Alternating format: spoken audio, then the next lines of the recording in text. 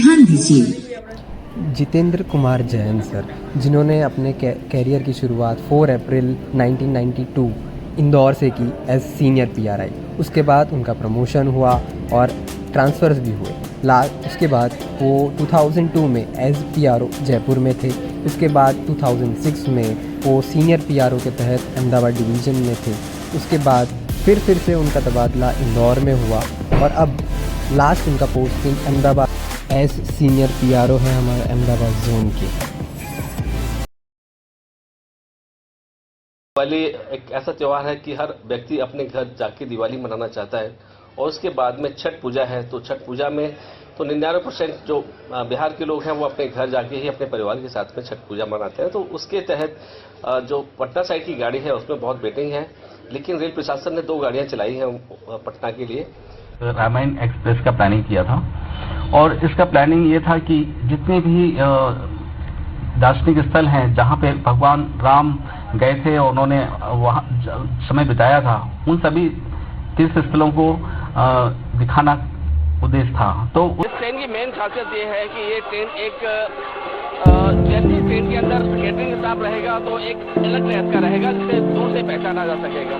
Train के अंदर जो आज का लेटेस्ट कोच है वो LSP कोच है, उससे चलाई जा रही है और इसके अंदर आपको ट्रेन के अंदर आपको मालूम रहेगा कि आपका कौन सा स्टेशन पास हो रहा है, जिसमें आपको वो सारी सुविधाएं मिलेंगी जो आज की लेटेस्ट ट्रेन। पश्चिम रेलवे के इंदौर स्टेशन पर पहली बार अति आधुनिक ultra modern self check plus और सैनिटाइज कियोस्क लगाया जा रहा है। इसकी खासियत है कि मशीन के सामने जब कोई भी शख्स खड़ा होगा तो मशीन में से एक अल्ट्रा किरण निकलेगी जो व्यक्ति के मस्तिष्क को टच करते ही मशीन खुद यात्री से वार्तालाप शुरू कर देगी।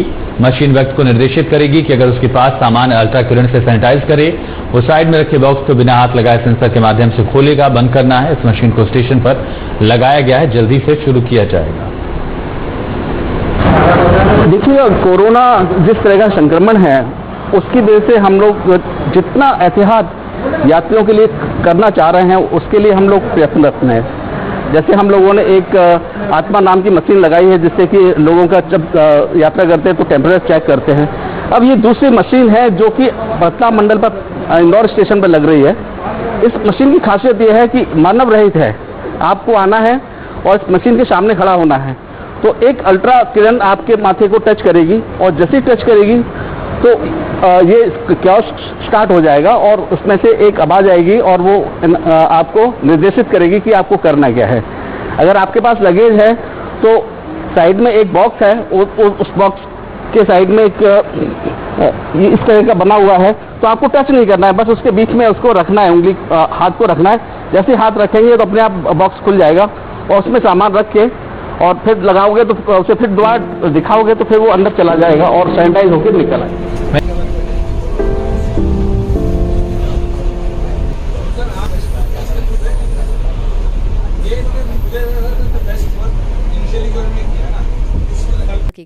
हालांकि वरिष्ठ जनसंपर्क अधिकारी जितेंद्र कुमार जैन का इस मामले में कहना है कि निजी ट्रेन के साथ अनुबंध बशर्ते वरिष्ठ कार्यालय से तय हो रही है, जिसकी अभी जानकारी नहीं आई है।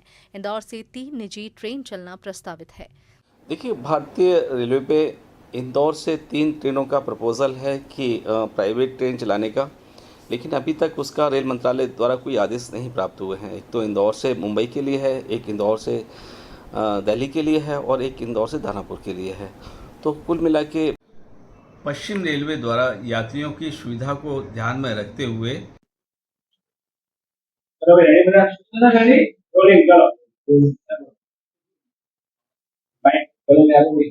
आज हम लोग जो मिले हैं, स्पेशली जो हमारा रनिंग स्टाफ होता है, तो आपको हमारे यात्रियों को सुरक्षित उनके गंतव्य तक पहुंचाने की कवायद करता है और वो अपनी ड्यूटी किस तरह से निभाता है, उसका जो इंटरनल जो किस तरह से हम लोग उनको सुविधाएं देते हैं, इस विषय पे हम लोग और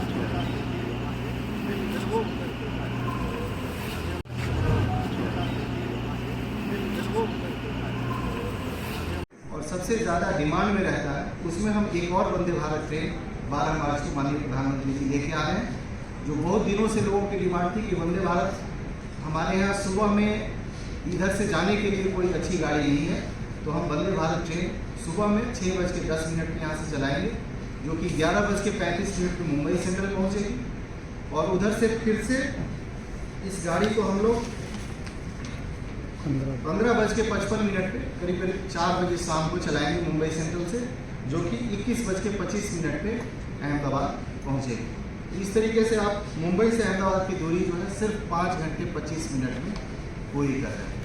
तो ये दूसरी वंदे भारत ट्रेन होगी जो अहमदाबाद से मुंबई के बीच में चलेगा। पश्चिम रेलवे ने यात्री सुविधा को ध्यान में रखते हुए कुल 4 जोड़ी मतलब 8 ट्रेनों के अंदर एक एडिशनल कोच लगाने की व्यवस्था की है, जिससे कि जुलाई के माह में ये कोच लगेंगे, जिससे कि जो भी यात्री उसमें वेटिंग में हैं उनको ये आरक्षण क्लियर आरक्षण मिलेगा और जिससे यात्रियों को काफ़ी सुविधा के साथ में वो अपना गंतव्य तक पहुंच पाएंगे। जितेंद्र कुमार जैन, वरिष्ठ जनसंपर्क अधिकारी, पश्चिम रेलवे, अहमदाबाद। पूरे गुजरात में भारी बारिश के कारण हमारी जो वेस्टर्न रेलवे की जो गाड़ियां हैं वो प्रभावित हुई हैं। जो कल से आज तक जो गाड़ियां हैं करीब 30 गाड़ियां हैं जिसको रद्द किया गया है और करीब 13 गाड़ियां हैं जिनको शॉर्ट टर्मिनेट किया गया है, मतलब वो अपने गंतव्य तक नहीं पहुंची, उससे पहले ही उसको शॉर्ट टर्मिनेट कर दिया गया। साथ में 36 गाड़ियां हैं जिनको डाइवर्ट रूट से हम लोगों ने उनके गंतव्य की ओर भेजा है। ये सारी व्यवस्थाएं हमने रेल प्रशासन ने रेलवे सुरक्षा को ध्यान में रखते हुए, यात्री सुरक्षा को ध्यान में रखते की है। जैसे ही मौसम ठीक होता है और पानी का जो भराव है जो रेलवे ट्रैक पे वो कम होता है, तो रेलवे अपने सुरक्षा इंतजामात की जांच करने के बाद में गाड़ियों का पुनः अपने रूट पर संचालन करेगा। अच्छा सर, बारिश के कारण ट्रेन पे क्या असर है? कितनी ट्रेन है कैंसिल की गई है? देखिए, पूरे भारतवर्ष में जिस तरह से मानसून आया है और जिस तरह से बरसात हो रही है, भारी बरसात है पूरे हिंदुस्तान में और साथ में पूरे गुजरात में भी इसी तरह से बरसात है और कुछ ज़्यादा बारिश होने के कारण हमारा रेल यातायात बाधित हुआ है। क्योंकि हमारे रेल ट्रैक पे जब पानी आता है तो हम लोग सुरक्षित रेल संचालन के लिए गाड़ी का संचालन बंद करते हैं। तो अगर हम लोग अपने वेस्टर्न रेलवे की बात करें तो वेस्टर्न रेलवे पे आज करीब 50 से अधिक गाड़ियां जो है वो उसको रद्द किया गया है और साथ में जो अहमदाबाद कंसर्निंग गाड़ियां हैं करीब 35 गाड़ियां हैं जिनको हम लोगों ने रद्द किया है। साथ में करीब 30 गाड़ियां हैं जिनको हम लोग डाइवर्ट रूट से उनके गंतव्य तक पहुंचाने की व्यवस्था कर रहे हैं और इसके अलावा कुछ गाड़ियां हैं जिनको हमने शॉर्ट टर्मिनेट किया है। तो ये सारा जो सिस्टम है हमारे सुरक्षित रेल संचालन के लिए है, हमारे यात्रियों की सुरक्षा के लिए है, क्योंकि बरसात के अंदर हमें खुद नहीं मालूम होता है कि ट्रैक की पोजीशन क्या है और किस तरह से जब पानी उतरता है ट्रैक के ऊपर से तो हमारा रेल प्रशासन सुरक्षा की दृष्टि से उसको पूरा चेक करता है और सुरक्षा उसको करने के बाद में एक लाइट इंजन को पहले निकाला जाता है, इसके बाद में फिर रेल का संचालन किया जाता है। तो रेल प्रशासन इसी बात के लिए ऊपर नज़र रखे हुए है कि जैसे बरसात कम होती है या ट्रैक पे पानी खत्म होता है तो हम लोग उस ट्रैक का निरीक्षण करें और सुरक्षा को 100% करने के बाद हम रेलों का संचालन करें। अच्छा सर, कौन सी जगह पे अभी पानी की वजह से ट्रेनें स्टक हो रही हैं? देखिए, गुजरात में अगर आप गौर करें तो बड़ौदा डिवीजन में हमारा सबसे ज़्यादा इफेक्ट हुआ है। एक ब्रिज है, उस ब्रिज पर पानी के कारण हम लोग रोका है। इसके बाद में सौराष्ट्र की तरफ भी पानी है, बरसात है तो वहाँ भी काफ़ी भराव है, जल भराव है। तो ये जो स्थिति है बाढ़ की स्थिति जैसी बन गई है, तो बाढ़ की स्थिति में जिस तरह की हम सुरक्षा अपने यात्रियों को और यात्री गाड़ियों को दे सकते हैं, रेल प्रशासन उसी में लगा हुआ है और हमारा जो अधिकारी हैं और कर्मचारी हैं उसके ऊपर पूरी तरह से निगरानी रखे हुए हैं कि किस तरह से हम लोग रेलों का संचालन सुरक्षित कर पाएं। मेट्रो ट्रेन अहमदाबाद के यार्ड पे आई हुई है, लेकिन उसकी इन्फॉर्मेशन अभी ऑफिशियल इन्फॉर्मेशन कहीं भी नहीं है। देखिए, हमारे माननीय प्रधानमंत्री का कंसेप्ट बहुत क्लियर है कि इस हिंदुस्तान में हमारी जो high speed train, semi high speed ट्रेनों का संचालन होना चाहिए और इस रिगार्डिंग कार्य किया जा रहा है भारतीय रेलवे पे। और हम आपने गौर किया हो तो वंदे भारत ट्रेन बहुत जगह चल रही है, तो वो ट्रेन यही है कि कम समय में हमें अपने गंतव्य तक पहुंचाती है और हमारा समय बचाती है और उसमें आधुनिक सुविधाओं से युक्त है, उसकी स्पीड भी बहुत ज्यादा है। तो ये हमारे माननीय प्रधानमंत्री का कंसेप्ट है, पूरे ऑल ओवर इंडिया इस तरह की ट्रेन को डेवलप किया जाए जिससे कि यात्रियों को और जो भी उनको कम से कम समय में अपने गंतव्य तक पहुंचने का मौका मिले और उस सारी सुविधाओं युक्त रहे।